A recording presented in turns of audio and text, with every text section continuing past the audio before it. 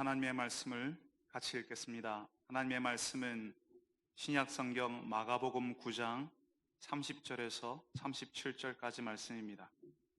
신약성경 마가복음 9장 30절에서 37절까지 말씀, 제가 가진 성경은 신약성경 69쪽입니다. 신약성경 69쪽 마가복음 9장 30절에서 37절까지 말씀을 저하고 함께 교독하겠습니다. 제가 먼저 30절을 읽습니다. 그곳을 떠나 갈릴리 가운데로 지날새 예수께서 아무에게도 알리고자 아니하시니 이는 제자들을 가르치시며 또 인자가 사람들의 손에 넘겨져 죽임을 당하고 죽은 지 3일 만에 살아나리라는 것을 말씀하셨기 때문이더라. 그러나 제자들은 이 말씀을 깨닫지 못하고 묻기도 두려워하더라. 가버나움에 이르러 집에 계실새 제자들에게 물으시되 너희가 길에서 서로 토론한 것이 무엇이냐 하시되 그들이 잠잠하니 이는 길에서 서로 누가 크냐 하고 쟁론하였음이라. 예수께서 앉으사 12제자를 불러서 이르시되 누구든지 첫째가 되고자 하면 무사람의 끝이 되며 무사람을 섬기는 자가 되어야 하리라 하시고 어린아이 하나를 데려다가 그들 가운데 세우시고 안으시며 제자들에게 이르시되 누구든지 내 이름으로 이런 어린아이 하나를 영접하면 곧 나를 영접함이요 누구든지 나를 영접하면 나를 영접함이 아니요 나를 보내신 이를 영접함이니라. 아멘. 사랑하는 주님, 저희들이 이제 다시 한번 주의 말씀을 들으려 합니다. 오늘 우리가 함께 들으려는 이 말씀이 참 어려운 말씀입니다. 순종하기에는 더 어려운 말씀입니다. 주님, 저희들이 이 말씀 들을 수 있게 하시고 예 주님 그리하겠습니다라고 순종할 수 있는 저희들이 되게 하여 주옵소서. 예수님의 이름으로 기도합니다. 아멘.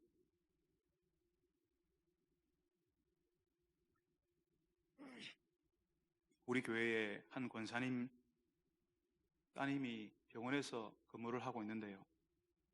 그 병원에서 겪은 일을 권사님에게 이야기를 했는데 그걸 그 권사님께서 한 카톡방에 공유를 해주셨어요. 참 아프고 뭉클했다고 공유하셨던 글이니까 다른 성도들하고도 공유해도 된다는 의미로 알고 제가 한번 읽어보겠습니다. 환자 아주머니는 김천에서 이태를 기차로 다니며 항암 치료하셨대요. 혼자서 먼 길을 꾸준하게 진료받고 치료를 하셨대요. 그런데 최근 들어 여러 항암제에도 차도가 없고 상태가 점점 나빠지셨대요. 의사가 이번에 오실 때는 가족과 함께 오라고 연락을 하고 아주머니는 가족들과 진료실에 들어오셨답니다. 의사는 무겁게 그동안 수고 많으셨습니다. 이제 완화 치료를 하는 것이 좋겠습니다. 이 말에 아주머니가 깊이 고개 숙여 인사하며 선생님 고맙습니다. 선생님 덕분에 제가 2년을 더 살았습니다. 하셨대요. 이 말에 의사도 울고 가족도 울고 곁에 있던 우리 딸도 눈물이 났다고요.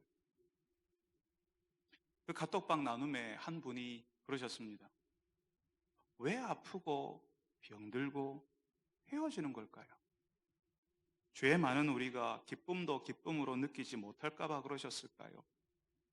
받아들이니 감사할 수 있을 것 같지만 얼마나 받아들이셨길래 저런 모습을 보일까요? 슬픔도 기쁨도 세상 속에서는 다 지나가는 것이라서 그럴까요? 여러분, 이 말이요, 자신의 죽음을 받아들이는 환자의 모습이 아프고 뭉클한 마음이 들지만 여전히 우리는 우리의 끝, 죽음을 받아들이는 것이 참 어색하다는 거예요. 그 죽음을 어떻게 받아들여야 하는지 잘 모른다는 겁니다. 오늘 우리가 읽은 말씀 속 제자들이 그랬습니다. 예수님이 지금 아주 불편한 말씀을 하시거든요. 예수님이 죽는다고. 이미 그전에도 말씀하셨어요. 예수님께서 사람들에게 버림받았다가 죽으시고 3일 만에 살아나야 한다고요. 그런데 이번에는 다시 제자들과만 있는 자리를 만드셔서 의도적으로 그 이야기를 다시 하십니다. 예수님이 사람들에게 넘겨져서 죽으신다고. 예수님이 작정하고 자리를 만들어서 제자들에게 예수님 죽으신다는 말씀을 다시 하셨다는 것은 지금 예수님이 말하는 이 내용이 중요하다는 거예요. 중요하니까 말씀하시고 또 하시고 하는 거잖아요. 근데 오늘 우리가 읽은 말씀 32절 말씀에 그러나 제자들은 이 말씀을 깨닫지 못하고 묻기도 두려워하더라 합니다. 여러분, 제자들 입장에서는요, 지금 분위기 좋거든요. 사람들이 예수님 좋아하고 예수님 오셨다는 소문이 막 들리면 막 모여드는 그런 분위기예요. 이런 분위기 속에서 예수님이 죽는다 하니까 제자들은 이해가 안 되었을 겁니다. 거기다가 그 죽음이, 예수님이 말씀하시는 그 죽음이 사람들의 손에 넘겨져 죽임을 당하는 거라잖아요. 사람들의 손에 넘겨져서 죽임을 당하는 거라고. 그런 죽음을 누가 즐겁게 듣겠습니까? 거기다가 3일 만에 다시 살아나는 건 뭐래? 죽었다가 3일 만에 다시 살아난다는데 그걸 본 적이 없는데 그게 도대체 뭐야? 이렇게 되는 거죠. 제자들은 예수님의 말씀을 진지하게 직면하는 것이 정말 어려웠을 겁니다. 종종 그런 경험을 하지 않습니까? 연세 드신 부모님이나 어른들이 내가 죽으면 이런 말씀을 하시잖아요. 내가 곧 죽는다 이런 표현을 하실 때가 있잖아요. 그러면요, 많은 사람들이요, 아이고 그런 말씀 하지 마세요. 왜 그런 말씀을 하세요? 이렇게 해서 그 죽음이라는 현실을 회피하려고 합니다. 우리는 정말 그 죽음을 맞이하거나 받아들이기보다는 회피하고 모르는 척하는 것으로 죽음의 존재를 아주 겨우 조금 인정합니다. 그러면서 그런 생각하는 거죠. 왜 사람은 아프고 병들고 헤어지는 걸까? 왜 죽음을 맞이해야 하는 걸까? 여러분, 혹시 퍼즐 맞추기를 해보신 적 있습니까? 아주 멋진 그림이나 얼굴 사진을 500조각, 한 1000조각, 2000조각으로 조각으로 쪼개가지고요, 하나씩 맞추어 가는 거예요. 땅바닥에 놓고 하나씩 이렇게 맞추어 가는 겁니다. 500조각, 1000조각짜리, 2000조각짜리 퍼즐을 해보면요, 처음에는 이게 이거 같고 저게 저거 같아요. 조각들이 다 똑같아 보입니다. 이걸 도대체 어디 놔야 될지 모르는 거죠. 어디에다 무엇을 맞춰야 될지 처음에는 정말 혼란스럽고 힘듭니다. 그런데 인내심을 가지고 하나씩 맞추어 가다 보면요, 처음에 맞추는 게 어렵거든요. 근데 시간이 지날수록 내가 맞추고 있는 퍼즐의 윤곽이 드러나요. 이게 배 모양인지 사람 모양인지 동물 모양인지 이게 모르다가요, 퍼즐 몇 개를 맞추다 보면 이게 뭔지 짐작이 될 만한 것들이 보이기 시작한다는 거죠. 퍼즐 윤곽이 뚜렷해질수록 많이 맞추어 갈수록 그 나머지를 맞추는 시간은 빨라집니다. 그리고 그 다음은 조금 더 쉬워져요. 여러분, 우리에게 죽음의 문제가요, 가장 나중에 가서야 끼어 맞출 수 있는, 나중에 이게 여기였어 하고 끼어 맞출 수 있는 퍼즐 조각인지 모릅니다. 그걸 다 맞추고 나서야 이게 이거였네, 이게 이렇게 되는 거였네, 이렇게 하게 될 겁니다. 그렇지만 그 전까지는 조각들을 들고 손에 들고 그냥 끙끙거리면서 이게 어느 자리에 들어가야 하는지, 이게 어디에 들어맞는지 이리 맞추어 보고 저리 끼워 보면서 분통이 터질지도 몰라요. 제대로 맞춰지지 않아서 우리가 보기에는 이게 이해가 안 되거든요. 그 죽음이라는 것이 우리가 보기에는 어디에도 안 맞거든요. 여러분, 우리가 이 마가복음을 읽고 있는데요, 마가복음에는 유독 그런 말씀이 자주 나옵니다. 예수님이 제자들에게도 병을 고쳐준 그 사람들에게도 자꾸 뭐라고 하냐면 아무에게도 이러지 말라, 아무에게도 말하지 말라, 이렇게 이야기하십니다. 왜 그렇게 말씀하시는지 좀 속 시원하게 말씀을 안 해주세요. 오늘 우리가 읽은 말씀도 그래요. 자세한 말씀을 해주지 않으십니다. 그냥 예수님이 사람들의 손에 넘겨져서 죽임을 당하신다고, 그렇지만 3일 만에 살아난다는 말씀만 하십니다. 마치 퍼즐 조각 한 1000개, 2000개가 앞에 쫘라락 풀어져 있고 자 맞춰봐 하는 이런 느낌이에요. 그러니까 제자들이 이 말씀을 깨닫지 못하고 묻기도 두려워하는 것이 당연한 거죠. 우리에게 찾아오는 헤어짐, 사랑하는 그 사람의 끝, 그 죽음에 대해서도요, 퍼즐 조각 한 10,000개가 어지럽게 널려져 있고 그 중에 죽음이라는 조각을 들고 이게 어디에 있어야 되지, 어디에 맞춰야 되지 하는 그 난감한, 그 깝깝한 그런 느낌이라는 거죠. 모르겠다는 겁니다. 그러니까 우리가 피하고 어색해 하는 것이 당연한 겁니다. 그런데 여러분, 우리가 이 말씀을, 이 마가복음 이 말씀을 읽는 유익이 있는데요. 우리가 앞으로 계속 마가복음을 읽을 거잖아요. 그때 그 제자들은 마치 만조각 퍼즐 앞에 있는 것처럼, 고구마 한 100개 먹은 것처럼 답답하고 힘든 형편이었는데, 그 제자들이 나중에 어떻게 되었는지 우리는 사실 다 알고 있어요. 다 읽어봤기 때문에. 그 제자들은 예수님의 죽음을 결국은 봅니다. 그 죽음 때문에 처음에는 너무나 혼란스럽고 심지어는 무섭기까지 했어요. 근데 나중에 예수님이 거짓말처럼 3일 만에 그 죽음에서 다시 일어나는 걸 봤습니다. 제자들이 예수님 부활의 목격자, 증인들이 된 거죠. 그리고 성령 하나님께서 제자들, 성도들, 교회에 오시는 것을 경험하거든요. 그래서 제자들이요, 그때 그 예수님께서 말씀하셨던 것이 뭔지를 알게 되는 겁니다. 그때는 진짜 뭔 말인지를 이해를 못했는데, 나중에 성령 하나님께서 오시고 난 다음에, 예수님이 부활하시고 난 다음에, 아, 그랬구나, 이거였구나, 이래서 그때 예수님께서 그렇게 말씀하셨구나 알게 되는 거죠. 제자들은 나중에 예수님께서 부활하셨을 때, 성령 하나님께서 기억나게 하셨을 때 퍼즐이 맞추어지는 것처럼, 마지막 퍼즐이 딱 들어가는 것처럼, 그래서 그림이 완성되는 것처럼, 사진이 보이는 것처럼 그렇게 풀리는 경험을 했을 겁니다.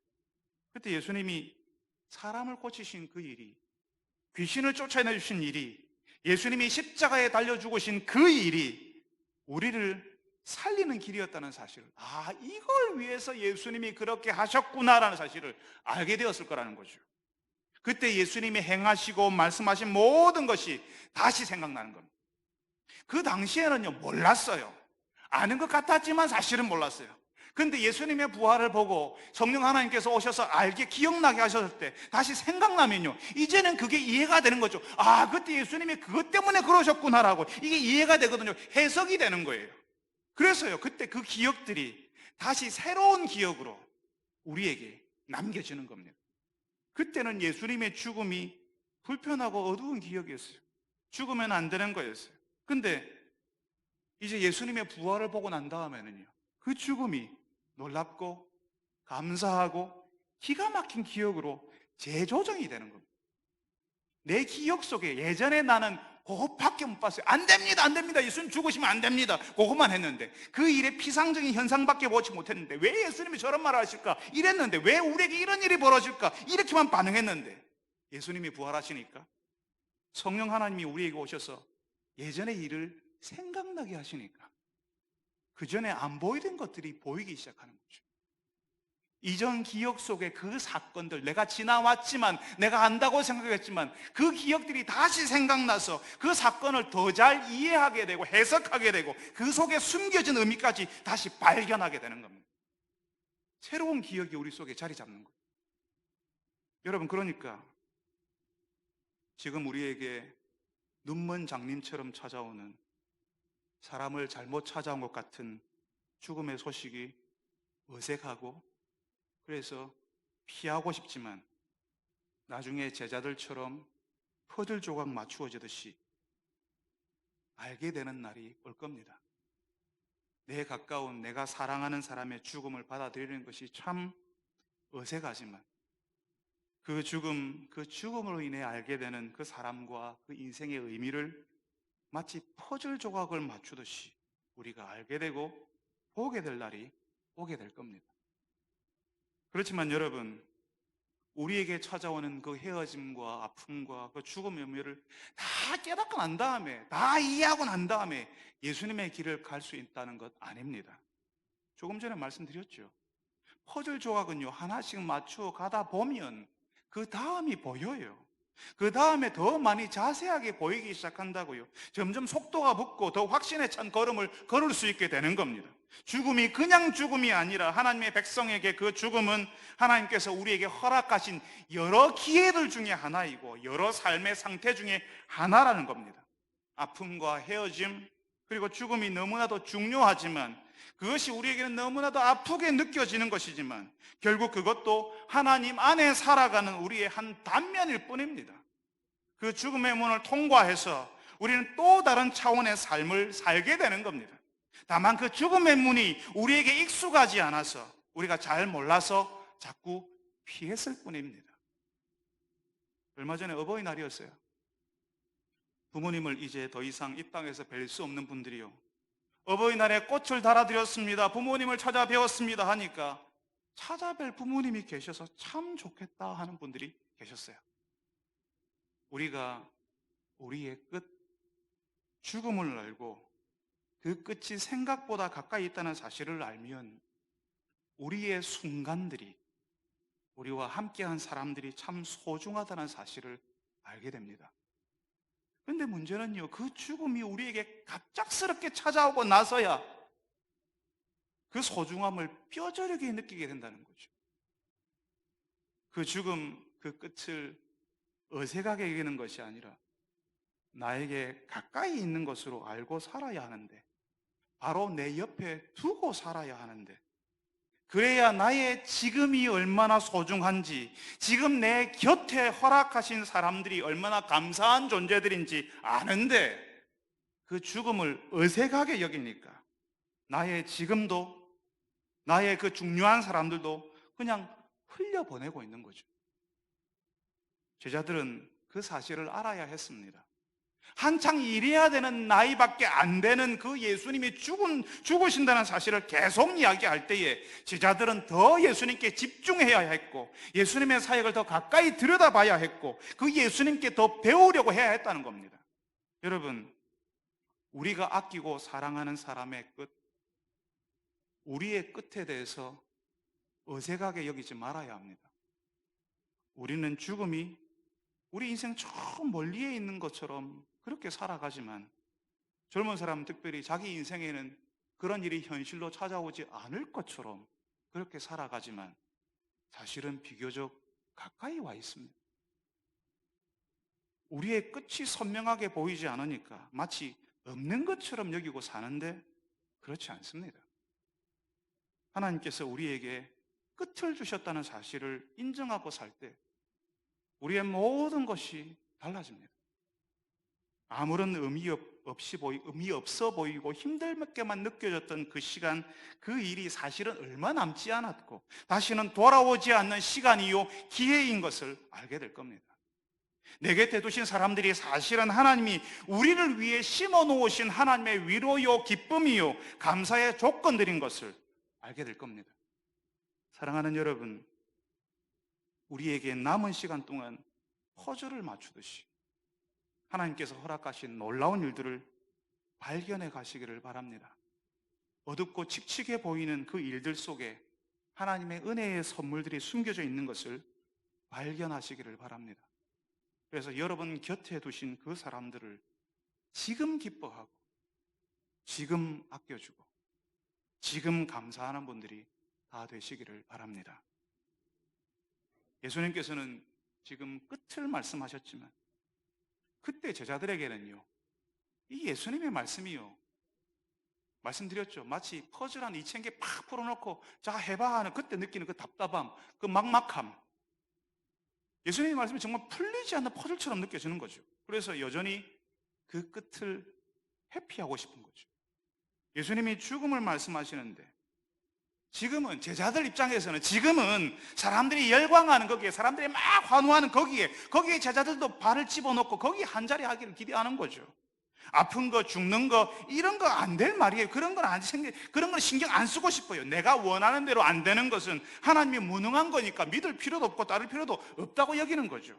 잘 되게 하시는 하나님, 다 도와주시는 하나님만 보고 싶고 그런 하나님을 찾아요. 그런데 그 하나님이 우리에게 어떻게 오시는지, 그 하나님이 우리를 잘 되게 하시기 위해서, 다 도와주기 위해서 어떤 시간을 통과하셨는지 알려고 하지 않습니다. 우리가 예수님을 더 잘 알도록 하기 위해서는 예수님이 지나셨던 그 시간, 그 죽음의 시간을 예수님을 더 잘 알도록 하기 위해서 우리도 통과할 수 있는데 그런 것은 관심 없죠. 예수님이 지났던 그 죽음의 시간, 우리가 지나는 죽음과도 같은 시간은 하나님께도 있으면 안 되고 우리 인생에도 일어나면 안 된다고 하는 겁니다. 하나님의 아들 예수님이 어떻게 죽는 게 말이 되냐고. 예수 믿는데, 우리가 예수 믿는데 어떻게 안 될 수가 있고, 우리가 어떻게 아플 수가 있고, 어떻게 죽을 수가 있냐고, 그게 말이 되냐고 이렇게 생각합니다. 그런데 그런 제자들에게 예수님께서 알려주시는 것은 예수님의 죽음에 관한 소식이에요. 예수님이 알려주고 싶으신 건 죽음인데 제자들이 자꾸 뭘 생각해요? 이 땅에서 얼마나 높아질 것인지, 예수님이 나를 어디까지 높여줄 것인지 그거 생각한다고요. 그래서 예수님이 물으셨어요. 얘들아, 너희들이 길에서 서로 토론한 게 뭐냐? 너희들이 길에서 뭘 가지고 그렇게 토론을 했냐? 뭘 가지고 그렇게 핏대를 높이면서 서로 이야기했냐? 제자들이 아무 말도 못했습니다. 왜냐하면 오늘 말씀에서 제자들이 길에서 서로 누가 큰가 쟁론했다라고 하거든요. 서로 누가 큰가 쟁론했다고. 쟁론했다는 말은 서로 싸울 듯이 주장했다는 이야기입니다. 제자들끼리 서로 경쟁하고 서로 누가 1등인가, 누가 1등 자격이 있는가를 따졌다는 거죠. 여러분, 혹시 최민식이라고 하는 유명한 영화 배우, 그분의 영화 대사 중에 그런 거 있잖아요. 혹시 아시는지 모르겠어요. 내가 너가 서장하고 밥도 먹고 사우나도 하고 다 했어. 혹시 들어보셨어요? 그것처럼 제자들 중에요, 어떤 사람이요, 예수님 제자 3사람만 딱 데리고 높은 산에 올라갔잖아요. 그거 자랑스럽게 이야기할 수 있어요. 내가 예수님하고 높은 산에도 가고 예수님 변화된 것도 봤고 모세도 보고 하나님 음성도 듣고 다 했어. 그랬을 거예요. 내가 제자들 중에 1등이라는 거죠. 누가 큰가, 누가 더 대단한가, 누가 더 공이 많은가, 그거 내세웠다는 겁니다. 여러분, 겨우 12명 모인 거기서 1등을 가리겠다, 그렇게 하는 거죠. 하나님 앞에서 자신의 끝을 알지 못하는 사람들의 관심이 이런 겁니다. 자기의 이름이 높아지고 당대의 사람들에게, 그 조그마한 모임 속의 사람들에게도 어떻게든 인정을 받아야 되겠다는 거죠. 함께 있는 동료들과 싸워서라도 누가 큰지, 누가 1등인지 가리고 싶고, 그 작은 모임에서도 내 이름이 높아지기를 바라는 거예요. 여러분, 이런 일이, 이런 제자들의 관심이 하나님 앞에서 어떤 느낌인지 아세요? 예전에 우리 교회 성도들하고 성지순례를 가서 터키에 갔는데, 오늘 제가 칼럼에 갔던 그 장소입니다. 터키의 교회 유적지를 찾은 적이 있었어요. 에베소, 히에라폴리스, 골로새, 신약 성경에 나와 있는 그 도시들을 찾아다녔는데, 그 유적지를 둘러보면서요, 깜짝 놀란 적이 있었어요. 왜냐하면 거기 유적지 담과 기둥에 낙서가 되어 있는데 거기에 한국 사람 이름이 적혀 있었던 거죠. 한국 사람이 한 낙서였고 아마 자기 이름이었을 겁니다. 거기까지 와서 이름을 남기는데 남의 이름을 적어줬을 리 없잖아요. 그 유적지 담벼락과 기둥에 쓰인 이름이, 여러분, 자랑스러운 이름입니까? 여러분, 그 이름을 보면서 자랑스럽게 느껴지시나요? 와, 저 사람 이름 참 부럽다. 저기서 이름이 다 나와 있네.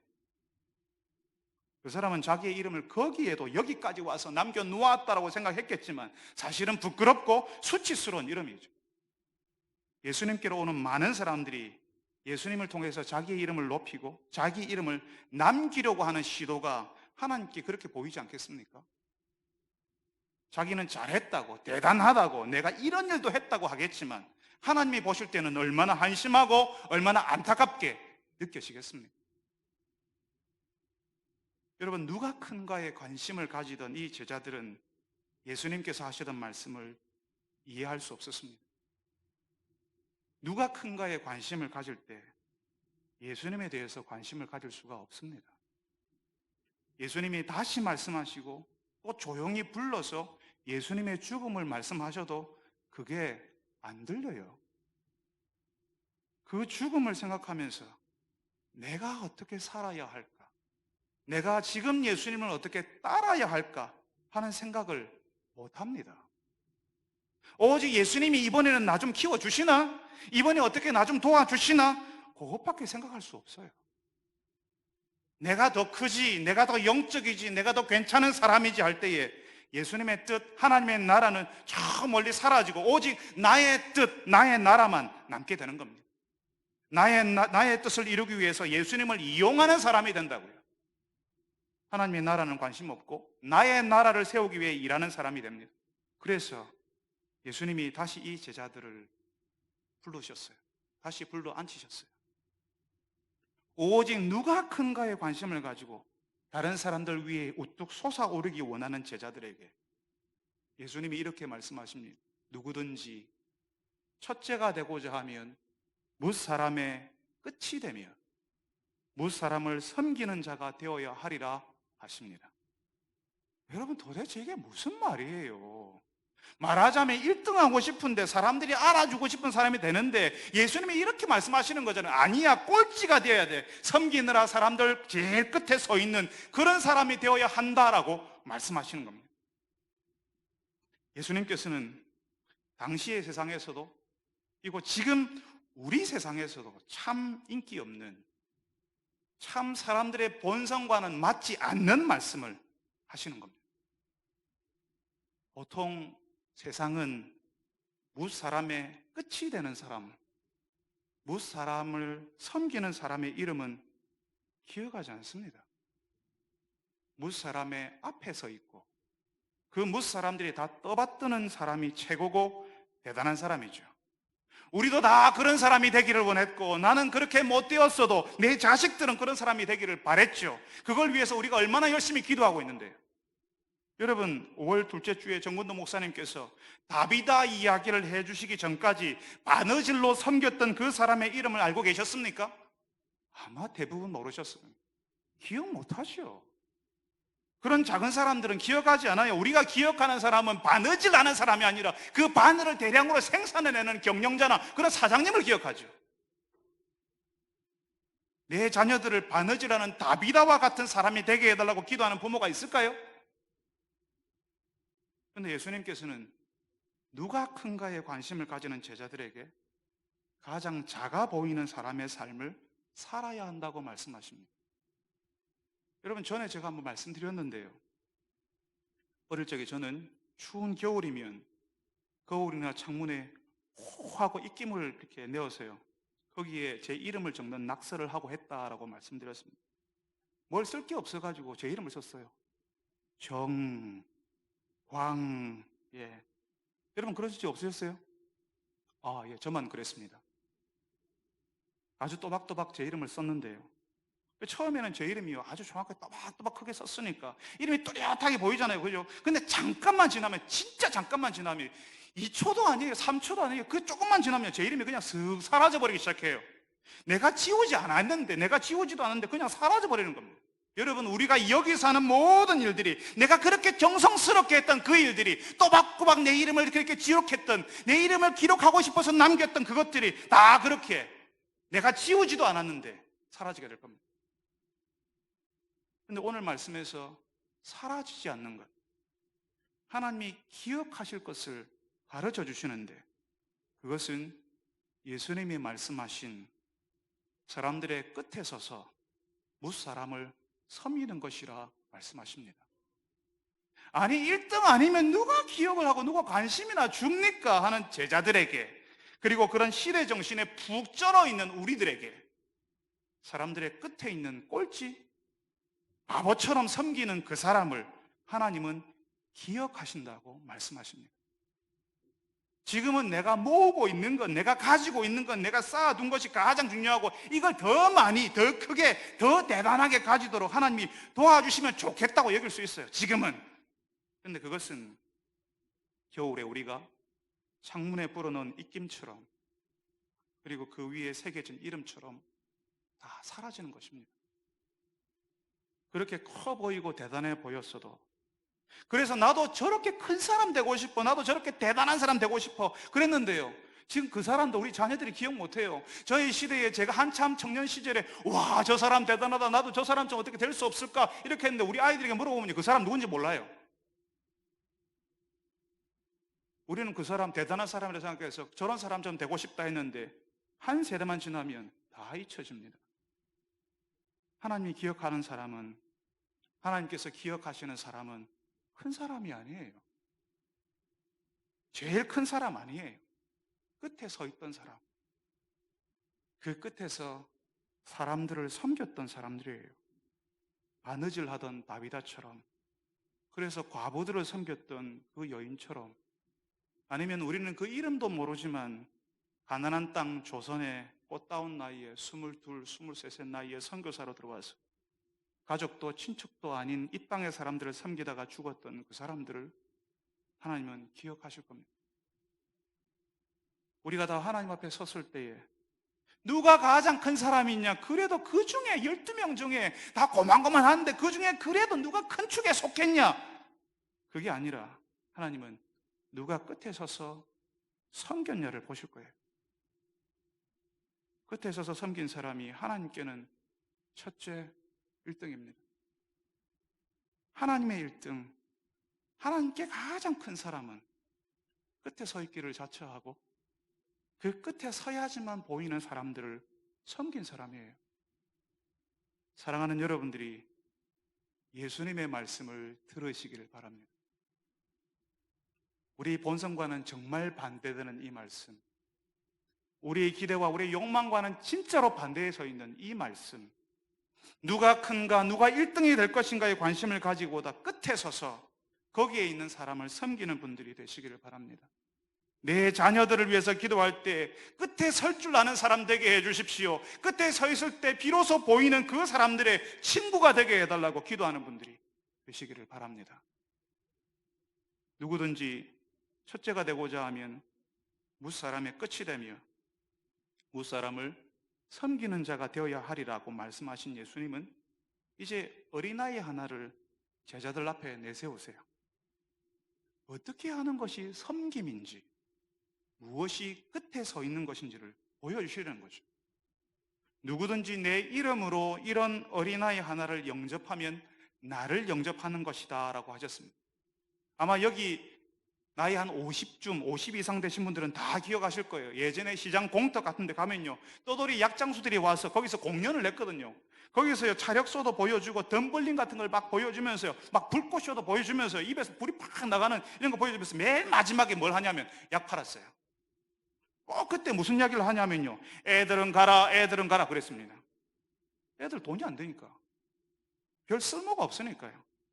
애들은 가라 했어요. 예수님 당시 분위기가 그랬어요. 어른들의 세상이었고 아이들은 별 중요하지 않은 존재였습니다.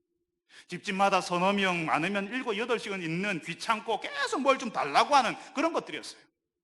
절대로 나의 성공, 나의 개발, 나의 실현에는 별 도움이 안 되는 존재들이었어요. 늘 내 발목을 잡는 존재들이라고. 우리가 그러잖아요. 젊은 아내들이요, 자신의 경력에 도움 안 된다고, 나의 사회적 성취를 가로막을 것 같아서 아이는 귀찮다고, 그래서 낳지 말자고 해요. 나를 위해서는 그런 도움이 안 되는 존재들 말고 나를 이끌어주고 내 경력에 도움이 되는 사람을 만나고 싶은 거죠. 근데 예수님이 뭐라고 하세요? 내 인생에 별 도움이 안 되는 그런 사람, 그런 어린아이와 같은 취약하고 미약해 보이는 사람을 영접하라고 하십니다. 우리는 하나님이 좀 도와주시면 내가 이렇게 안 살고 내가 큰 사람이 되면 엄청난 영향력을 다른 사람들에게 행사할 수 있으니까 그것 좀 하나님이 도와주면 좋겠는데, 그걸 하나님이 안 도와준다고 하나님이 너무하다고 생각할 수 있습니다. 근데 하나님께서는 우리가 큰 사람이 아니라 예수님의 사람으로 살기를 원하세요. 우리에게 허락하신 어린아이와 같은 사람들을 섬기라고 하십니다. 우리야 좀 크게 해주세요. 하나님께서 입을 크게 벌리라 안 했습니까? 좀 통 크게 쏘아주세요. 다른 사람들에게 큰 소리 칠 수 있는 형편되게 해주세요. 이렇게 기대하지만 하나님께서는 우리에게 크게 주시는 것이 아니라 어린아이와 같은 사람들을 우리에게 주십니다. 우리의 손길이 필요하고 우리의 도움이 필요하고 우리가 한번 만나주면, 만져주면 살아날 그 힘든 사람, 어려운 사람을 우리에게 주십니다. 그래서 우리의 손으로 그 사람이 예수님께 오도록 하는 일을 허락하십니다. 우리는 하나님 이거요, 큰 거요, 대단한 거요, 좋은 거요 하는데 하나님께서는 우리에게 우리의 손길을 기다리는 작은 사람을 주셔서 우리가 예수님의 사람으로 살 수 있게 해주신다고요. 사실 우리는 이제까지 이런 어린아이와 같은 사람, 내 경력이나 성공에 도움이 안 되는 사람들을 그렇게 대단하게 생각하지 않았어요. 그런데 예수님께서는 이런 어린아이와 같은 사람을 영접하는 것이 곧 나를 영접하는 것이다, 예수님을 영접하는 것이다 라고 하십니다. 영접하다는 말은요, 일반적으로 손님을 대접하는 걸 이야기해요. 여러분들에게 귀한 사람은 여러분들이 어떻게 대접을 하죠? 여러분 집에 온 그 귀한 손님에 대해서 이렇게 어떻게 대접하십니까? 여러분이 만약에 예수님을 한번 대접할 기회가 생겼다면 그 예수님을 어떻게 대접하실 것 같습니까? 여러분, 그 손님 대하듯이 어린아이들, 약자들을 대접하라, 영접하라 하십니다. 우리는 사람의 급을 나누어서 3등급, 2등급, 1등급, VIP, VVIP 이렇게 나누는 것을 우리가 당연하게 생각하지만, 그래서 그 정도에 있는 사람에게는 그 정도 대접 안 해줘도 된다고, 함부로 대해도 된다고 여기는 우리들에게 우리의 귀한 사람 대접하듯이 그렇게 받아주라고, 영접하라 하십니다. 그 사람에게 한 것이 예수님에게 대접한 거라고요. 우리가 별것 아니라고 생각했던 그 사람, 쉽게 여겨서 함부로 해도 된다고 생각했던 그 후배, 그 친구가 사실은 예수님이 끔찍하게 귀히 여기는 어린아이라는 겁니다. 그 사람의 이야기를 들어주고 그 사람에게 식사 대접이라도 했다면 그것은 예수님께 한 거라고요. 여러분, 10손가락 깨물어 안 아픈 손가락 있냐고 사람들이 말하지 않습니까? 깨물어 오면요, 사실은 다 아파요. 근데 깨물어서 더 아픈 손가락이 있습니다. 상처난 손가락, 문제 있는 손가락은요, 깨물면 더 아파요. 상처가 나 있고 뼈나 근육에 문제가 있는 손가락이라면요, 깨무는 것이 아니라 건드리기만 해도 고통스럽습니다. 그런 손가락 어떻게 하죠? 다른 손으로 감싸거나 붕대로 감싸고 다닙니다. 약하니까, 아프니까. 우리 집 둘째가 어릴 때는 큰아이하고 4살 차이 나는데 큰아이보다 늘 약한 존재였습니다. 그래서 약하니까, 작으니까 더 눈길이 가는 거죠. 근데 큰아이는 그래요. 늘 아빠가 동생만 좋아한다고, 동생만 챙긴다고 툴툴거렸습니다. 성인이 될 때까지 동생은 형보다 작고 약한 존재였습니다. 그래서 그 작고 약한 아이를 더 감싸게 되고 더 싸매게 되는 거죠. 하나님께서 약한 자를 향하여서 그런 마음을 가지시는 겁니다. 우리가 하나님의 은혜를 입었을 때에, 하나님께서 우리에게 찾아오실 때에, 하나님께서 우리가 그런 존재이기 때문에 오신 겁니다. 내가 괜찮은 사람이기 때문에, 큰 사람이기 때문에, 내가 하나님 앞에 뭔가를 했기 때문에 하나님께서 우리에게 찾아오신 것이 아니라 내가 문제 있고 부족하고 약한 사람이었기 때문에 찾아오셨다는 거죠.